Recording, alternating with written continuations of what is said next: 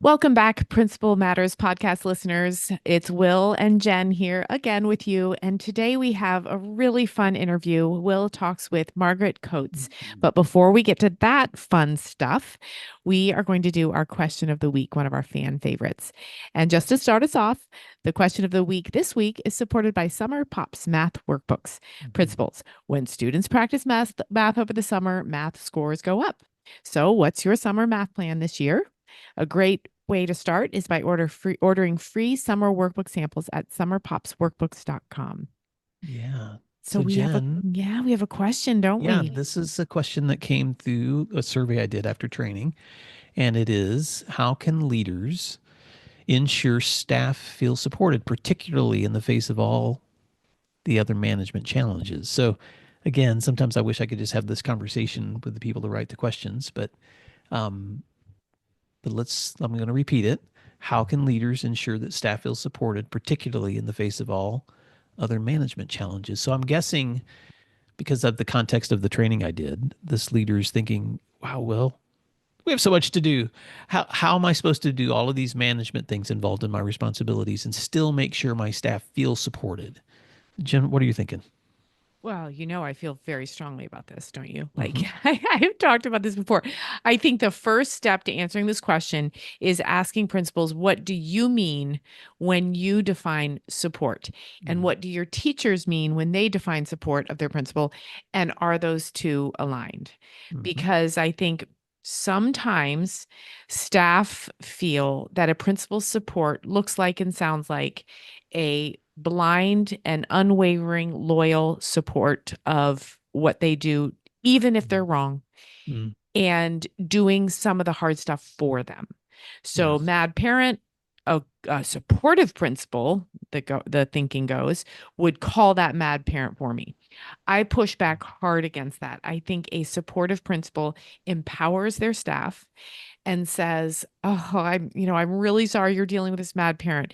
When you call them back, what do you think some points are that you want to make? Do you want to role play it with me? Not doing the work for, but empowering them. Because we all want to feel that our boss, our principal, believes in us and knows we can do it. Mm-hmm. So, I could give 100 examples of this because I think about it so often. But I think the first step, again, to answering this question is checking about the defining um, description of support and seeing if it aligns with teacher and principal. Yeah. Thank you, Jen. I think I will add to that. Obviously, that one example you and I know could go lots of different ways because when I talk to that teacher, I might realize um, they need to practice before they call that parent. Or I Right. might realize they need, because of the situation, someone in the room when they talk to that parent. Or Yep. there's all kinds of different ways that could go. But the point you're making is that support just doesn't mean jumping in and saving people every single time without coaching them up and empowering them to do what's their responsibility, including sometimes owning if they've made a mistake. And I've had to do that too, man. It's hard to coach somebody when they've screwed up, to say Right. to how to own that. But I have to own it when I mess up, and I've had to coach teachers through times when like let me talk to you about how you're going to have to apologize for what just happened, and still make sure that we know how much you're trusted and how important you are in this role, and so support means a lot of things. But I'm trying to think of a way to respond to a leader who's trying to think through, like, okay, I'm doing all this management piece, but I want to make sure that people feel supported. And I would just say this in terms of the technical part of your work. Um, if your goal is to get through your list of to dos and all the kids you need to see and all the things that are coming in, that's important. But it's also important as you're working through the processes of whatever it is you're managing, that when you can and how you can, you follow up with people so that they can see the other side of the moon of what you're doing too. In other words, what I find is sometimes leaders are supporting teachers, but the teachers just don't know it. And we've talked about that before, whether that's running down to a room to let somebody know, hey, I did follow up on this conversation, or shooting them a text or an email. But sometimes just that little circle back moment can remind people that they're being supported when they don't realize that they are. Well, yeah, and again, that goes back to the misaligned definition of what support really is, and what it feels like, what it sounds like, what Mhm. it looks like. Um, I have a theory. I get asked this question a lot. How can I make my staff feel supported? I'm so busy. I'm spread so thin. I can't get to it all. How can I make my staff feel supported? My theory is that principals are asking that are asking this are the ones that are being accused of not being supportive. And they want the answer, right? They want the golden key. My theory is that principals who have mastered this don't ask us this question. And I think principals that have mastered it are not so much in the weeds and in the muck of doing teachers' work for them. And I don't mean that in a negative way, but I think some principals say, I want teachers to teach.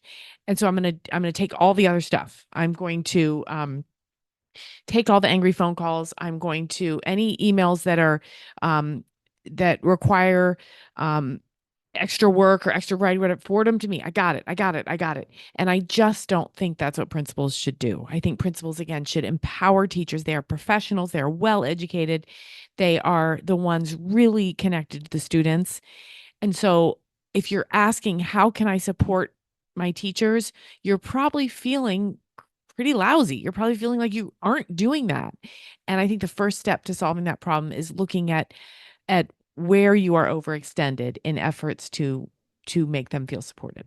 Yeah. And Jen, I know we're at our 5 minute mark, but I'll Oh, just, already? yeah, but try to summarize by saying this. And I know you and I've said this in a lot of other settings, but that tension that you're feeling is often because you love to care for people. But then you have to ask yourself the question, do I have the right systems in place to care for the people the way I want to? So sometimes that support is also connected to building the kinds of systems necessary to sustain the kind of feedback and support you want to give others. So you're not running around like crazy doing everything yourself.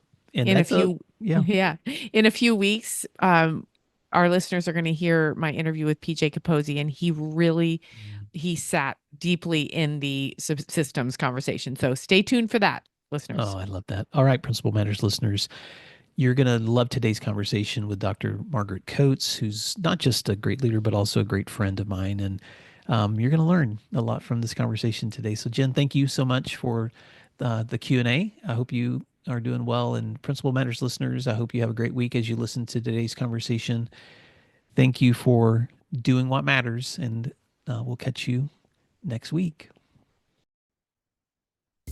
Support for Principal Matters comes from DigiCoach and its walk-through tool. I want you to picture walking through classrooms, observing teachers and students. In just 10 minutes, you'd hope to see good instructional strategies and student learning taking place, or maybe you have questions about something missing from instruction or planning. Instead of taking 30 minutes to write a follow-up email or leaving your teacher feeling unsupported, wouldn't it be great to have an app on your phone or tablet where you could send immediate feedback while also collecting data? Enter DigiCoach, a customizable walkthrough and coaching tool created by school leaders for school leaders with thousands of pre-written, research-based commendations and coaching tips empowering you to provide quick, actionable feedback. DigiCoach is not an evaluative tool. Instead, it is an easy-to-use feedback and coaching tool, an efficient way to store your notes and collect data for improving student outcomes right in your hands. It can be used on iPhone, Android, or tablets and includes speech-to-text functions. Make the most of your walkthroughs with a tool that saves you time and enhances meaningful feedback to your teachers. Go to digicoach.com to learn more, and please tell them Principal Matters recommended you check them out. That's digicoach.com. Hi, friends. Did you know that Principal Matters, the School Leaders Podcast, has been downloaded over 1.5 million times? We are so proud to share conversations, interviews, and resources to support leaders like you who are serving school communities worldwide. And I'd like to invite you to explore our books, our professional development offerings, our Grow Academies, our masterminds, executive coaching, and keynote presentations, because we're here to help you and your teams build schools that you're proud to call home. So here's my question. How are you planning to keep growing in the semester ahead? We're booking events right now for the next 2 years, and we would love to serve you in person or virtually. So visit williamdparker.com and click services, or email me at will@williamdparker.com to connect. I would love to hear from you. Thank you, and I hope you enjoy the rest of today's show. You're listening to Principal Matters, the School Leaders Podcast. Principal Matters Podcast, episode 438.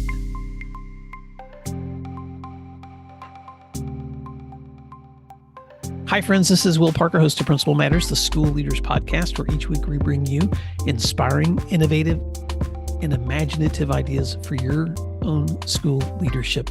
This week, we're talking about living on the leadership edge with my special guest, Dr. Margaret Coates. Margaret Coates became superintendent of Owasso Public Schools July 1st, 2022, after nearly 15 years in the district as a teacher, coach, and administrator. She oversees operations for 9,800 students and 1,200 staff. Before her appointment, she was interim superintendent and previously served as assistant superintendent for teaching and learning. Since becoming the superintendent, she's led the district's largest bond package of $83.9 million, updated employee salaries, and initiated a 5-year strategic plan. She started her career as a geometry teacher at Owasso High School in 2002 and later became assistant principal and math department chair. She was key in creating Owasso Virtual High School and coached basketball, cross country, and track and field. She later served as principal of Centennial Middle School and opened the Freshman Academy in Broken Arrow, followed by 6 years as assistant principal for Broken Arrow Public Schools before returning to Owasso. And feel free to correct that, Margaret, if I got it wrong. She's a native of Collinsville, Oklahoma, earned her doctorate in education leadership from Oklahoma State University in 2017, and holds degrees from the University of Tulsa in athletic administration, health, physical ed, and recreation. She was also an academic All-American basketball player at the University of Tulsa. She's an outdoor enthusiast, a hiker. We're going to talk about that. And she's completed more than 20 marathons as well as an Ironman Tulsa triathlon. Oh my gosh, Margaret Coates. It's such a pleasure to introduce you to Principal Matters listeners. Why don't you fill in the gaps on that intro and tell listeners something they may be surprised to know about you? Yeah, it's my pleasure to be here. And just two quick little corrections. I was actually finished my career in Broken Arrow as assistant superintendent.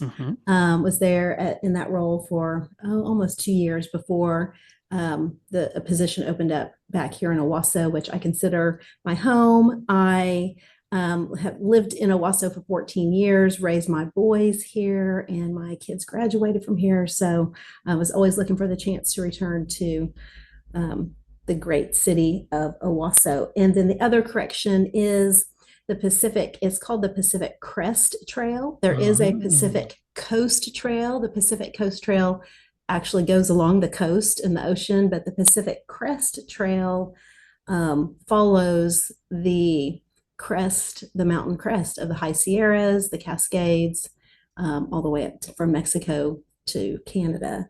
So some gaps, some other things. I like to paint. I like to garden. I've got 6 grandkids and living on the edge. Yes, it's a challenge and it's a little bit scary, a little danger involved, kind of the unknown. It's like, I think I want to do that. I'm all in. Well, I am going to circle back to the adventures you had on the Pacific Crest Trail because I want to talk about that with listeners. Before we do that, I want you to highlight a little bit of some of the things that you're most proud of at Owasso Public Schools. In full disclosure to my listeners, I live here. My kids have attended the schools where you lead, and I get the privilege of working sometimes with you and your leaders. But I've also known you, Margaret, since both of us were assistant principals years and years ago. It's been so wonderful to watch you continue to grow in your leadership. What are some of the things you're most proud of going on right now in the school district that you're leading? Well, there's so many things. The list, I could just go on and on, but some of the big things, you mentioned the strategic plan in the introduction. And so that was a big undertaking, really proud of the way that process unfolded with creating the strategic plan. And it's a 5-year plan, and it really is the roadmap, and it is guiding us in everything that we do. We are looking at data, looking at how we are achieving and all the areas within the strategic plan. And so really happy to have that plan in place to give us get that direction for over the course of the next 5 years. One of the things that we implemented it last year, and it's going so well, it almost feels like we've just always done it. And that's our Spark program, supplemental program and activities for RAM kids. And it's our before and after care program. And it's just taken off. And this year we were able to get certified by DHS. So we were able to offer subsidies for those families that need it. And so really excited about that for our teachers, our employees, but also the families in the district. And another thing that I'm really happy with, and it's an ongoing thing that we're committed to, is that we are a professional learning community. So we really focus on the PLC model and collaboration, and we are dedicated to that process, to the 4 questions within the PLC cycle. And we are so dedicated to it that we have collaboration days on our calendar where teachers have a whole day throughout the year to collaborate. I wish we could have more time for our teachers to collaborate. That's always the challenge, but we're trying to put those systems in place so that we can allow the time for teachers to collaborate. But that PLC model is the foundation of our academic achievement throughout the district. So very excited about that. The other thing that recently we were, one of our coaches, Special Olympics coaches, Susan St. John, was named the National Special Olympics Coach of the Year. And she's been working with our special needs students and our Special Olympians, gosh, probably, 30 years, as long as she's been in the district. And the program has grown. We have unified partners.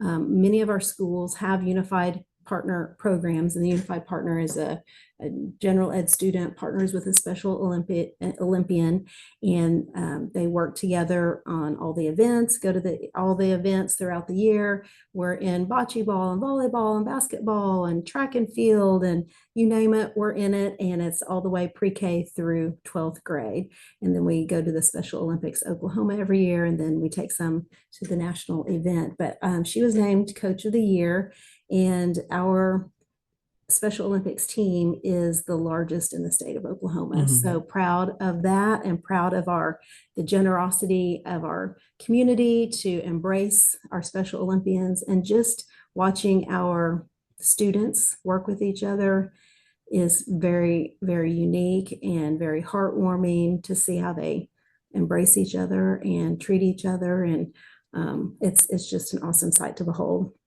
Wow. The other thing you mentioned, that we have 1,200 employees in the district. Really, it's close to about 1,250 now, and we are the largest employer in Owasso. So we are an economic driver for the city of Owasso. And so just really proud of the partnership that we have with the city and the chamber, and that synergy that we have together in supporting each other. And we're always focused on having quality employees and retention and recruitment. And so right now our retention rate is about 91%, which is really, really good in industry right now. And so proud that we are a destination district and that people want to work here. And really finally that we are one big team in Owasso. Our leadership is focused on that collaborative model, like I said, with PLCs, but that filters all the way up and down within the organization as far as the collaboration goes. So excited to be part of the team, and just want to love, challenge, and prepare kids for life after high school. Wow, so much to be proud of. Everything from your strategic plans to your PLCs, your Spark programs, your Special Olympics Coach of the Year, the largest team in Oklahoma and the largest employer in our city. And Dr. Coates, one of the things that you told me one time, and I don't want to embarrass you, but I'd just love to repeat the story. I'm afraid to talk to you now because you're like going to keep everything in the back of your head. I do. But I remember, remember when we were talking one day and I was asking you what's one of your challenges in leadership. And you said to me something that just, I paused and wrote it down because I was like, that's the first time anyone's ever said that to me out loud. But you said that you like to live on the edge of, and these are the words you used. You said, I always feel like I'm most alive when I'm living on the edge of death. And because I know your history in athletics and in competition and in leadership, I know that you are not a person who is satisfied with staying with the status quo, and you're not satisfied with just showing up. You want growth and you want to see movement, and you lead that way. And so I just want to sit here for just a moment, because this is one of the reasons I invited you on to this podcast, is because so many of the listeners who've been on my show have, many of them have listened for 10 years. Others are stepping into this conversation as new leaders. And I've been privileged enough to watch you over the years as you've grown in your leadership. So I'm just curious, how has competition in that mindset helped you both personally and professionally? I think thinking back on it from the very beginning, way back in high school and competition in sports and that sort of thing, it's and how it translates over into leadership is goal setting.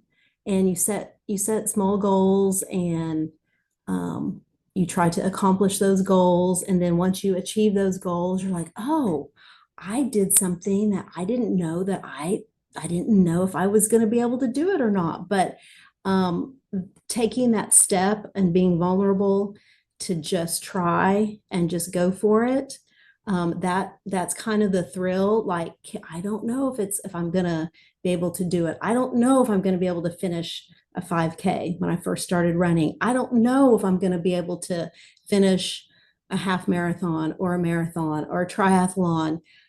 But that's part of that thrill of let's see if I can, and just putting yourself out there and being vulnerable to take that risk. When you take that risk, you're going to learn a lot about yourself, and then when you achieve the goal or you don't, you go back to the drawing board and you try again. I trained for a marathon. I wanted to qualify for the Boston Marathon, and they set those times for the Boston Marathon. Like, oh, it's hard. I mean, you have to run a certain pace in order to get in the pool to qualify. And I trained, and I ran a marathon. I missed it. I missed qualifying by 5 minutes. So I went back to the drawing board and I trained again for the next marathon. I missed it by 2 minutes. And you run 26 miles and you miss it by 2 minutes. So that's like, I mean, that's not very much time, but at the same time, it's a lot of time, like 2 minutes in running. And so it took me 4 tries, but I finally qualified for the Boston Marathon. But in order to qualify, I had to push myself harder than I ever thought I would or could in the marathon. And that's that kind of going into this zone of like, what's going to happen if I push really hard and I just leave it all out there? Will I just collapse? What's going to happen in the middle of this race? And I survived and I qualified. So it's kind of the same thing with leadership. You've got to take risk. You got to push yourself, take that, feel the fear and do it anyway, kind of thing. And so it started just small goals all the way back in high school and competition, and then now bigger goals with eventually manifested in hiking over 2,000 miles of the Pacific Crest Trail, starting off by myself. I wanted to do it. My husband was like, "You're crazy. Why do you want to do this thing?" I'm like, "I just want to. I want to see if I can do it. Like all these people do it. I love hiking and the challenge of hiking, and I love the logistics of figuring it all out. Because I stayed in a tent every night and slept in a sleeping bag, and I had to filter my own water and carry all my own food. And way in the backcountry, had to worry about animals and bears and rattlesnakes and all of that stuff. So just wanted to see if I could do it. But I ended up meeting a friend along the way. Her name was Kat, and so grateful to meet Kat. And we finished the whole Pacific Crest Trail together. And through that experience of the Pacific Crest Trail specifically, I know this about myself. I mean, even when I was a little girl, I would say things, I would say, I can do it myself. I can do it myself. No, don't help me. I can do it myself.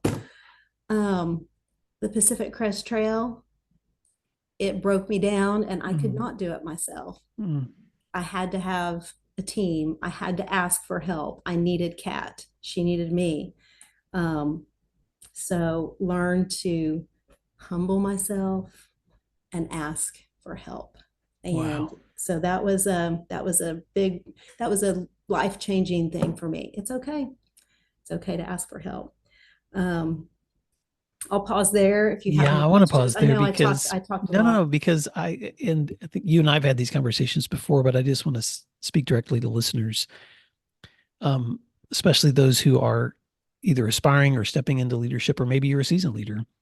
And there's two qualities that I always see as so pivotal for leaders that are able to make meaningful change. The first is courage, that I'm going to use your words, the willingness to take risks, not knowing if you can actually do it, but stepping into that fear and doing it anyway. And then the second piece is that humility of recognizing that even though I have all of this crazy courage, I really can't do it alone. I have to connect with other people. I have to collaborate. I have to build relationships.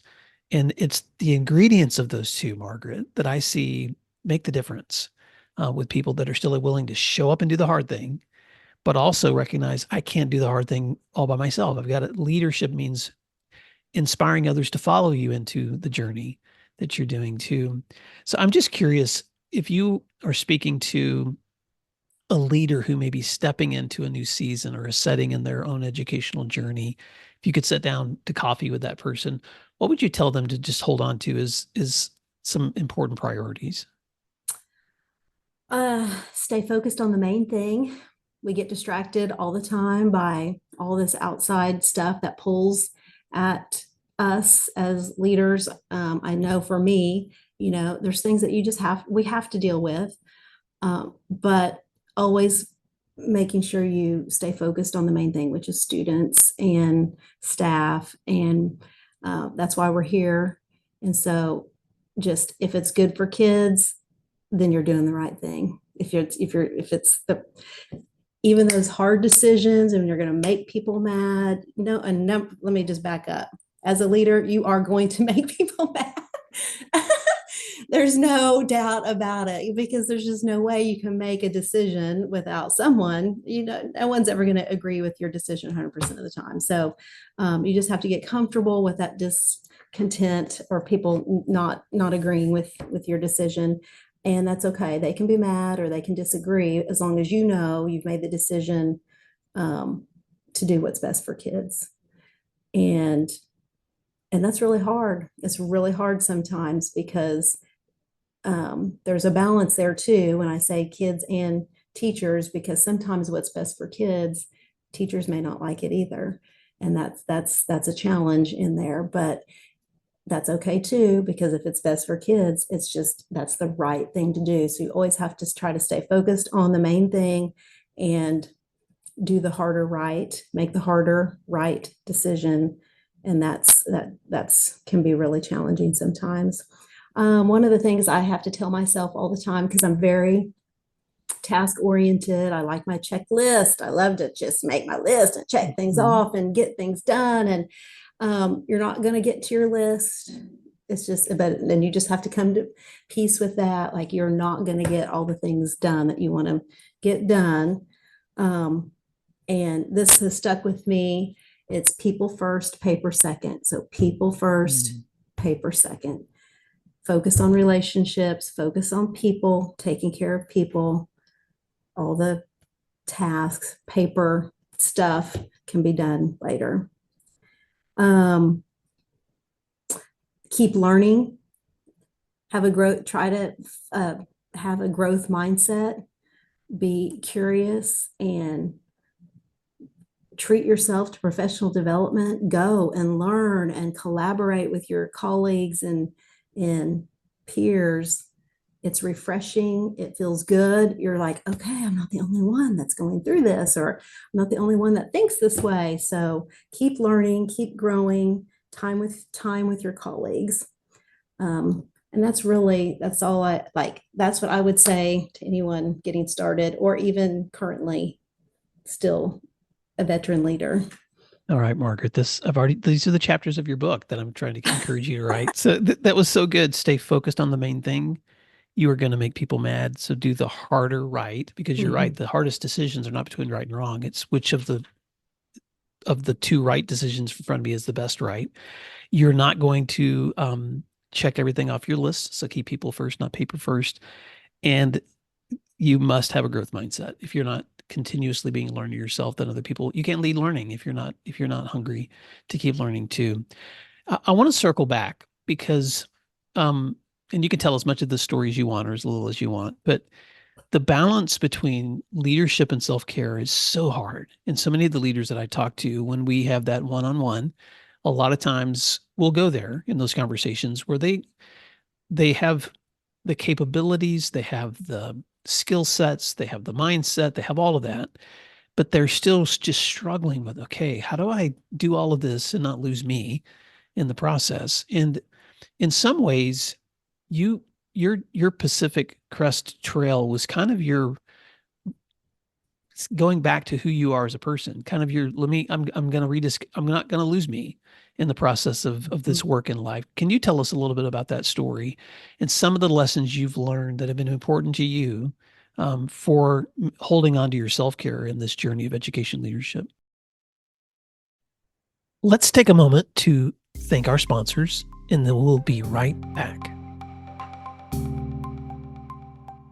Principals know a strong school starts with a strong team, making sure teachers feel heard, supported, and valued. But in a busy school year, it's easy to miss how your staff is really doing. That's why I'm excited about Alpaca, a new way for school leaders to listen to their teachers and support them well. It all starts with one simple question: how are you doing? And how easy is that? Alpaca's quick pulse surveys give teachers a way to share honest feedback. No long forms or 1 to 5 scales, just meaningful insights that help you know where to celebrate and where to focus. And celebration, Alpaca makes it easy. Each month, Alpaca delivers a teacher celebration kit with care packages, recognition ideas, and fun activities. It's effortless for principals and ensures teachers feel heard and celebrated. With Alpaca, your teachers will feel heard and you will feel like a stronger leader. Make a real difference in your school's culture at alpacapacks.com/Principal Matters and get 15% off just for Principal Matters listeners.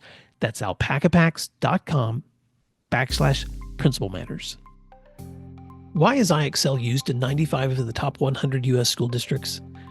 Because it works. Research across 45 states show that IXL schools outperform other schools on state tests.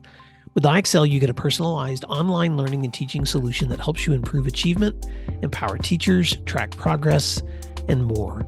This one platform for K-12 helps teachers accomplish what normally would require dozens of other tools. For example, as students practice skills, IXL automatically adapts to ensure each learner is always supported and challenged at the right level. IXL also provides every student with a personalized learning plan to help them close knowledge gaps effectively. One of my favorite things about IXL is their personalized test prep tool. For exams like the SAT and ACT, IXL will analyze a student's most recent score and generate a custom list of skills to help them boost their scores. If you want to take the load off of your teachers so they can do their best work, IXL can help. Learn more at IXL.com/PM today. Yes. So I actually retired early to go hike the Pacific Crest Trail. I wanted to. It was kind of after COVID. I don't know if it was a COVID thing or not, but it was just I'm getting older and just didn't know, when is I didn't want to keep putting it off, basically. So I planned it all out. When could I retire early? So figured that out, retired, and just like, I'm going to go do this. And it was so good. I was scared to death about retiring. I thought, what's going to happen? What does this mean? Oh my gosh. And it was so liberating. And now coming back after retirement, after doing it, it's like, you know what? If it doesn't work out, it's okay. I know it's okay. I've experienced the other side now. So if my current role, if I decide I want to retire right now, fine. It's going to be great. Everything's going to be good.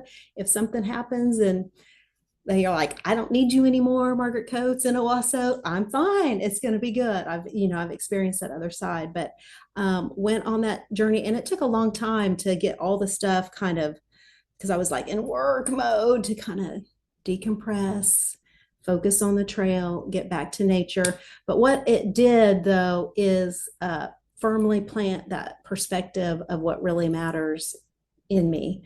So what really matters is your health, your family, relationships. You can't do anything else unless you have those things. So it just created that. What really, really matters is food and water, to be honest, on the trail. And so that you go back to those Maslow's hierarchy of needs, like food, clothing, shelter. Like I was there on the trail, and like that truly is what really matters. So when I'm now in this job as superintendent, I'm having a blast. I love it. And on the hard days, I'm like, at least I have food. I've got clothing. I'm not going to freeze to death. I'm not going to get eaten by a bear in my office. So life is good. I love that perspective. Yeah. So I So want to tell listeners, if they want to follow, if they want to go back in time, because I did this, I didn't watch all of them, but I watched a lot of them, Margaret. You did daily posts on YouTube to kind of just update people to let them, one, know you're alive. Yes. But two, it was just a really great way to chronicle the journey for you from starting off alone to discovering Cat. And it really, I think, is just what a great way to build a memory too, to be able to go back and see those things. Let me let you finish your thoughts, but having been able to kind of get a peek of you on the trail, it was just so amazing to see the highs, because some days were just beautiful and the weather was perfect. And the lows, some days you were just being killed with rain and horrible weather. And so let me let you finish that thought. But I just I wanted to point. Maybe we can put a link in the show notes to that series. And if people the want to name find of that, the YouTube is It'll Be Fun, because because that's what I always say. Like, come on, you guys, let's go do this crazy thing. It'll be fun. And so that's the name of the YouTube channel. What I learned on the trail was that every day is a new opportunity. So don't let the hard days bring you down, basically. And they can. I mean, we had some tough, challenging weather days, just challenging, where my legs and feet and everything sore and tired. But wake up the next day, you get up and do it again. And it's like that days in the past. And so every day is a new day, a new opportunity. And going through something that's really, really hard, I knew, like, okay, I'm going to survive this hard thing and make it out the other side, like just day after day. So it makes the hard things, I guess it builds grit.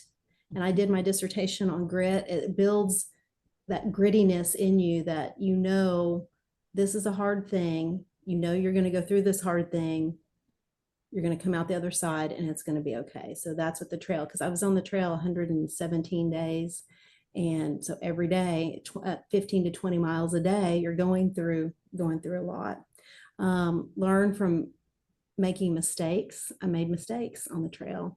In the job, you make mistakes, but you just use that as like, okay, I'm going to learn from this and I won't do that again.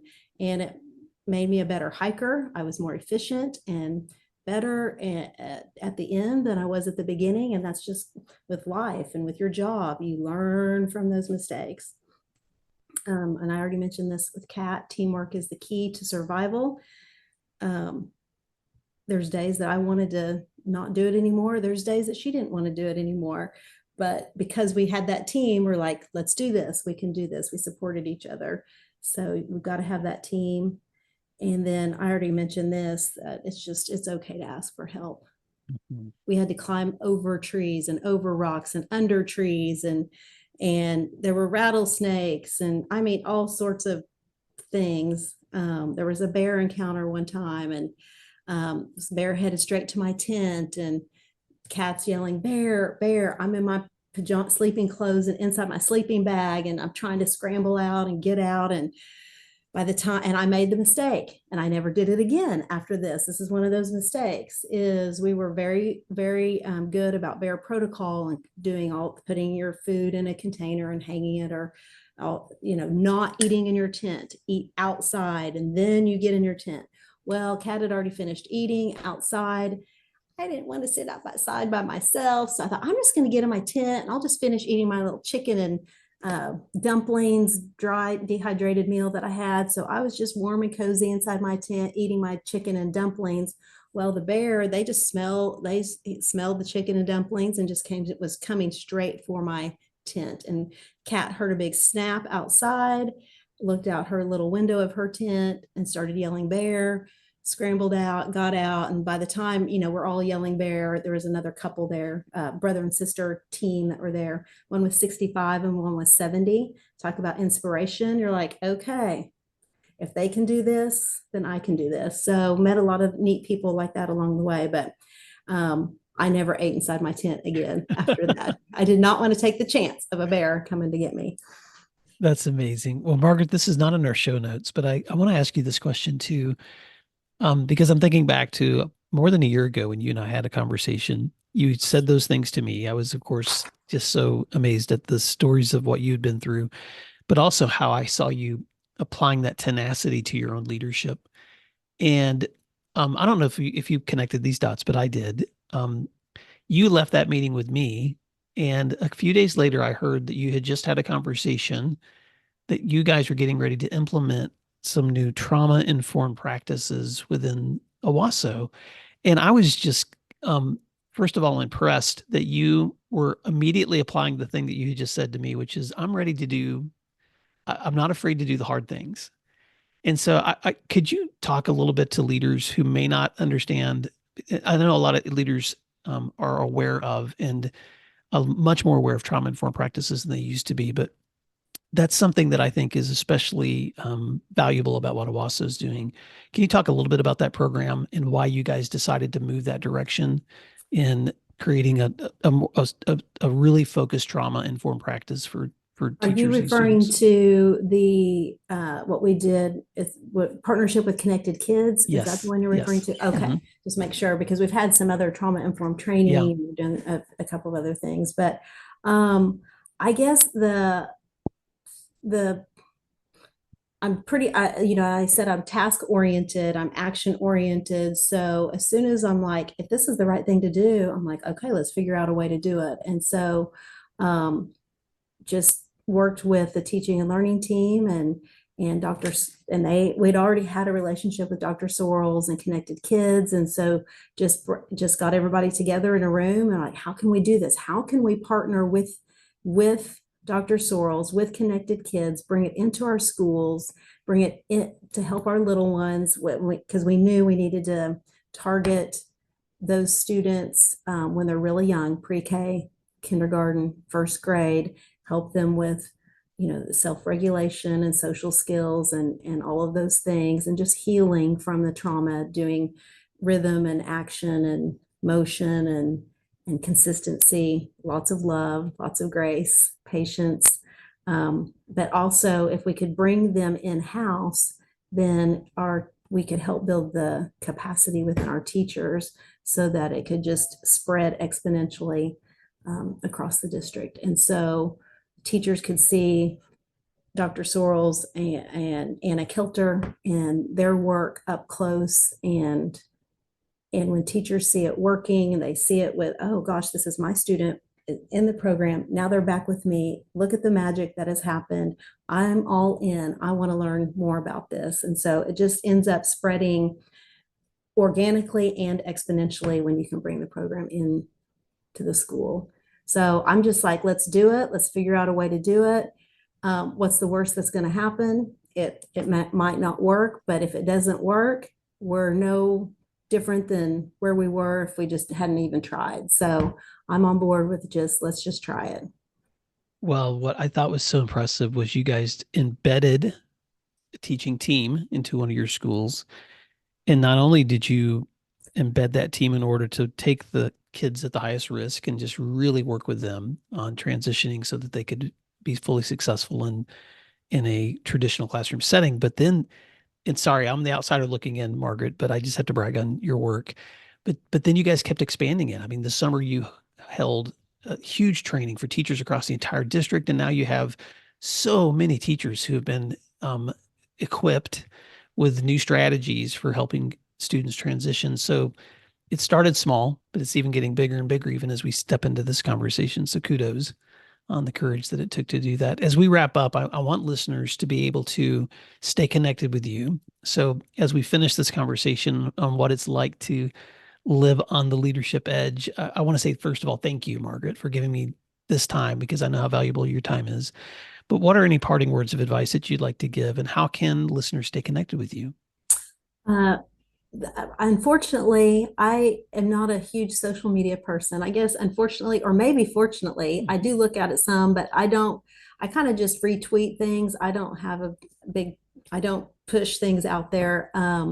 Because there's, we all know there's pluses and minuses to social media. So I do not have a big presence on social media. So to stay connected with me, it's just my email, margaret.coates@owassops.org. So if there's any questions or anybody's curious about anything, I'm happy to answer them via email.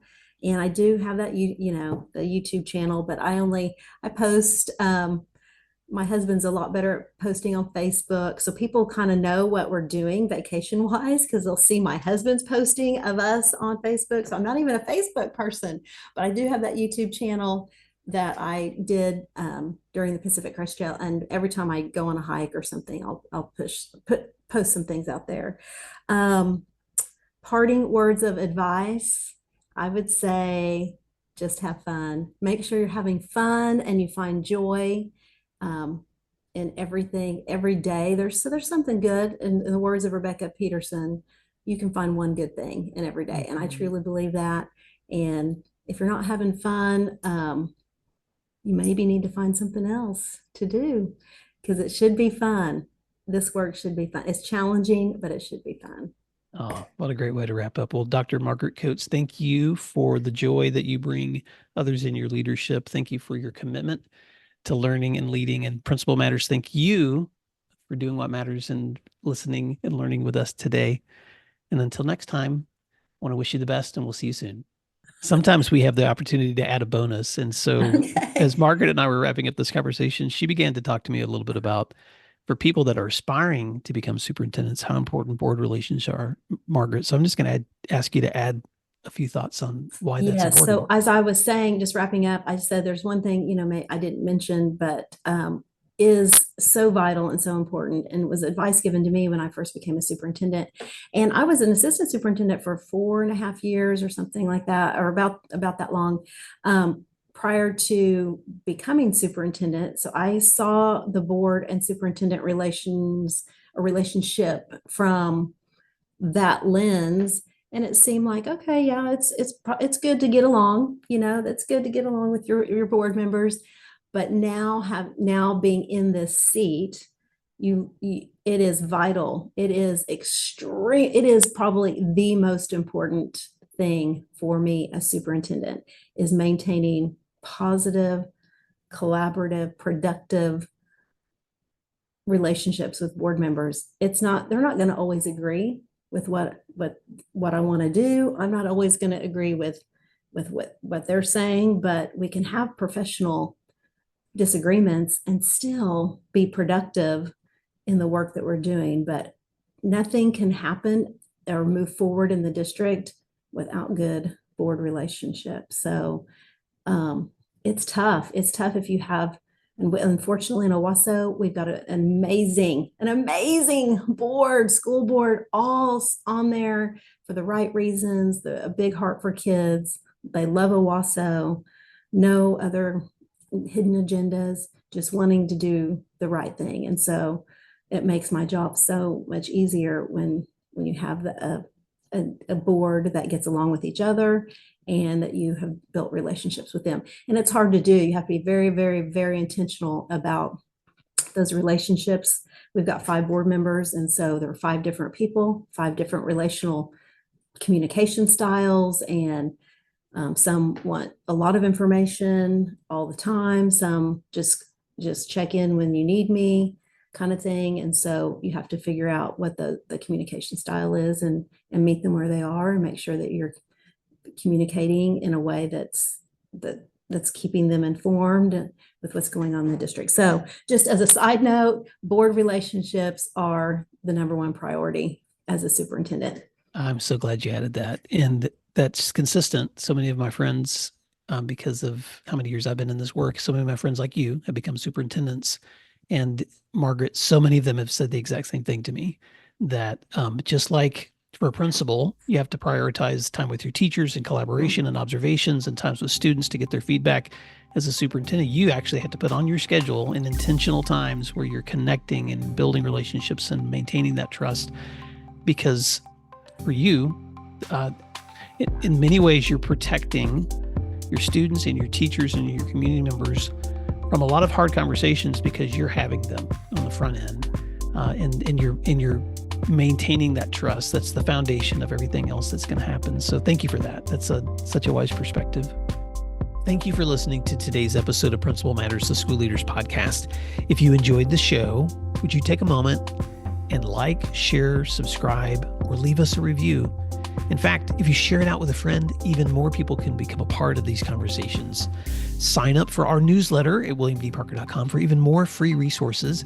And don't forget to check out our website to learn more about our books, professional development offerings, Grow Academies, masterminds, executive coaching, and keynote presentations. Wow, let's keep learning together. And thank you for doing what matters. Principal Matters.